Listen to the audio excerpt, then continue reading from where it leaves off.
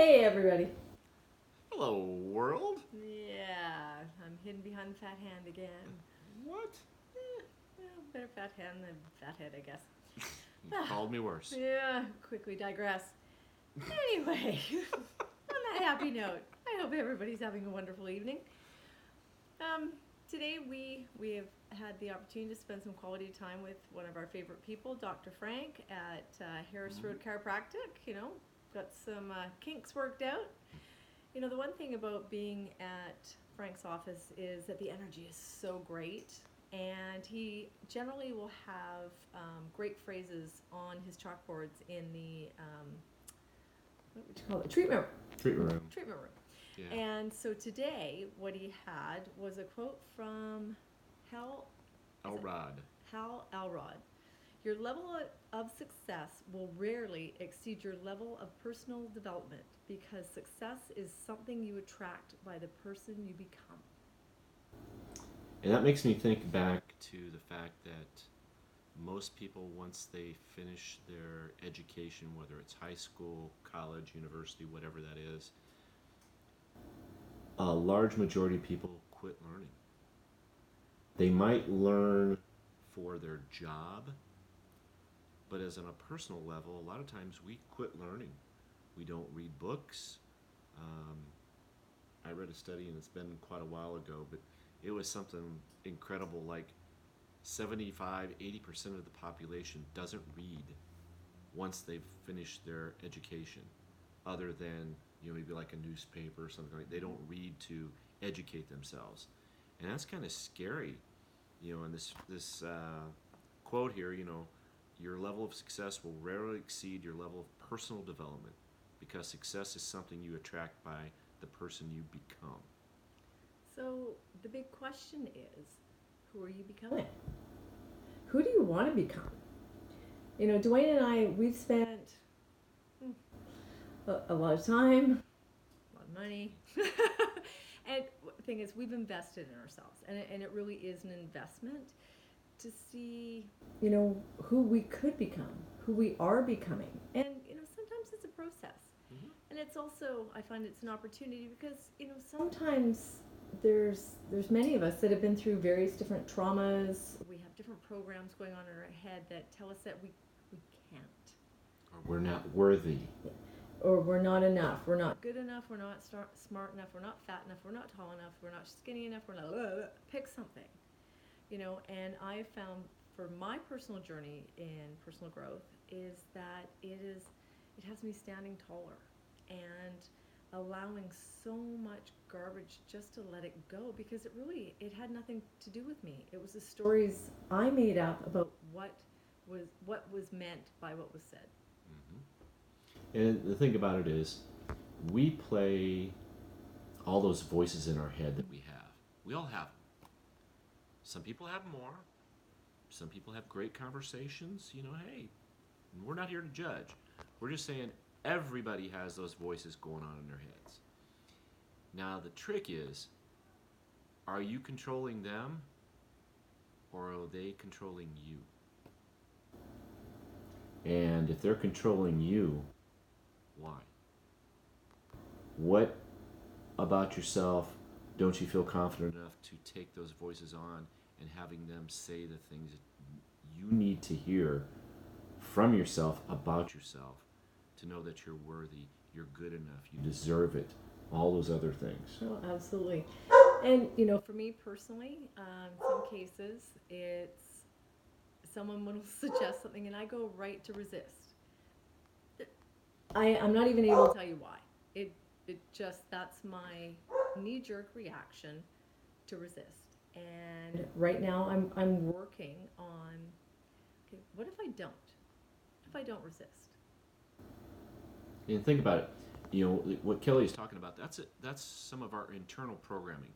You know, through all the life events that we have throughout our time period to wherever you're at today, have led you to act and become the person who you are. Now, a lot of those things are programs that are built into how we act. A lot of times we react to something unconsciously without even realizing why that's happening. Autopilot. And the thing about it is, autopilot in an airplane can be great. Autopilot, on a human standpoint, can be devastating. Because have you ever heard of a scenario where somebody, they go off, they get an education, they go out and they get a job, they start their career, and they're 20, 30 years into their career, and all of a sudden they kind of have a meltdown, and they look around at their life and they thought it would be so much different? And they have that proverbial midlife crisis. They go out and buy the Corvette, or go out and buy the high dollar shoes, or whatever it is that they're feeling they need to justify whatever they feel like they've been missing. And a lot of times it's all those programs that have run through our head that have controlled how we've acted, and we didn't even realize that that was happening. And the fact of the matter is, life is finite. Opportunities are infinite. Something to consider. And I want you to think about this. Think about the word abundance. Now, imagine, for people in America, we're going to be having Thanksgiving in the end of November. Because apparently they don't know the right date. In Canada, they do it in a weird time period. It's gone. But anyway, at Thanksgiving, you have a pie in front of you. You can have an apple pie, pecan pie, rhubarb, Pumpkin. Strawberry, pumpkin, whatever. I don't care. It's a pie. And it represents abundance. Now, the thing about abundance is, with a negative or narrow mindset, most people will look at a pie, or in this case abundance, and say, if I take a piece of pie out, and let's say I cut it up to 8 pieces, and I take a piece out, most people think I've only got 7/8 of a pie left. But in reality, abundance is overflowing. Because you take a piece out, abundance, if you have the right mindset and understand the principle of abundance, you take a piece out, you still have a whole pie. Now, for you that haven't been doing this type of work, you're going, this guy is crazy. That's okay. It took me a while to get to that point to understand what true abundance is and what its possibilities are. I'm telling you, whether you believe me or not right now, abundance is a pie, and if you take a piece out, that pie is still full. Would you agree? I would absolutely agree. Okay. So, for all you people out there, just understand that abundance is overflowing. And that pie is always full. Now, if you have a negative or non-believing mindset, guess what? That pie is probably half gone even before you start. Living in scarcity. Mm-hmm. There's always enough. There's more than enough. The more you give, the more that comes back to you. So perhaps open your heart, open your mind. So, one of the things that we've been working on that came across our plate that we've never done before. No. Never. We're actually attempting to put together... No, we're not attempting. We're putting together... We are. It's true. And it's important. What Kelly just did there was very important. Our words that we use are very important. Maybe in our mind we know what we mean, but the words we use are very important. So it's not that we are attempting. We are going to create and make this happen. Now, do we yet necessarily know how? No. We've set the intention. Right. We may not know the mechanism right now. We're working on it. So the intention here is we're going to have a concert, maybe 2, here in the Vancouver area, and it's all around bringing awareness to suicide prevention and mental health. A good friend of ours named Alex Boye, who is an entertainer, you may have seen him on, I think it's America's Got Talent. Mm-hmm. He's done a lot of YouTube videos in his music, and he is incredible. So we're attempting to work out the logistics, and see, this is really important. Mm-hmm. Autopilot. You have so much autopilot in your head, all those programs, and you don't even realize it. So it's good to have accountability partners in your life who can remind you when, in this case, the proverbial slip of the tongue. And remember, as an accountability partner, it's not about slamming them for, the indiscretion. It's the reminder. Hey, you may have said it again.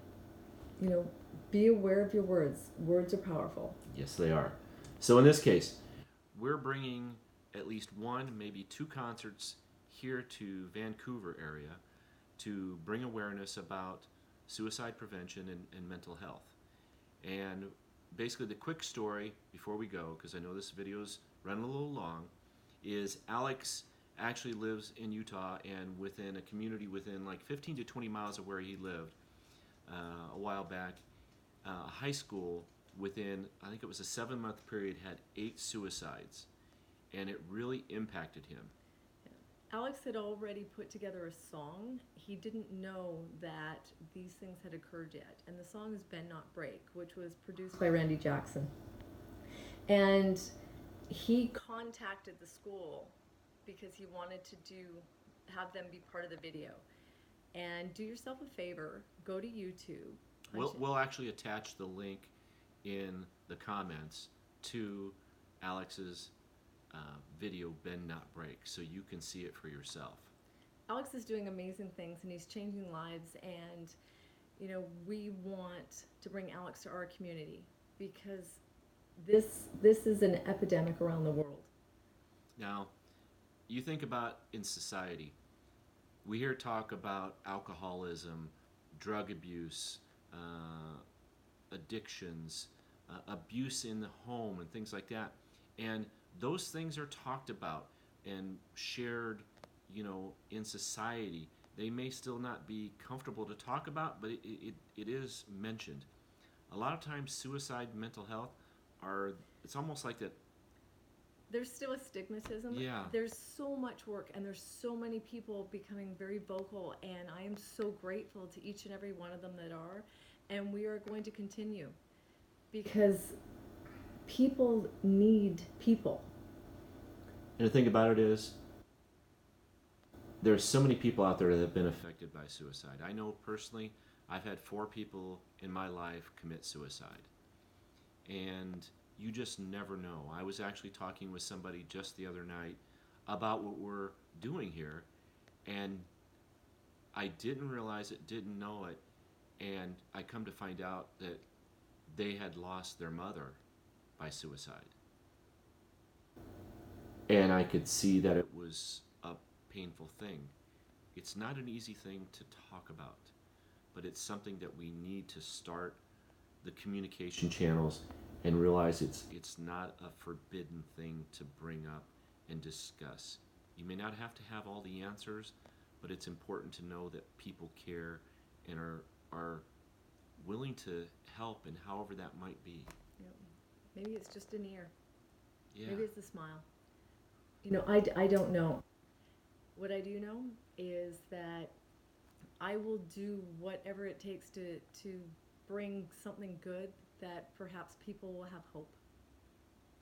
So watch the video that we attach and think about what it would mean to have just one person change their mind about doing that unthinkable act. And that one life could make a difference to so many other lives. The trickle-down effect, the domino Exactly. effect. We are all connected. So out of this video, we want you to do a couple things.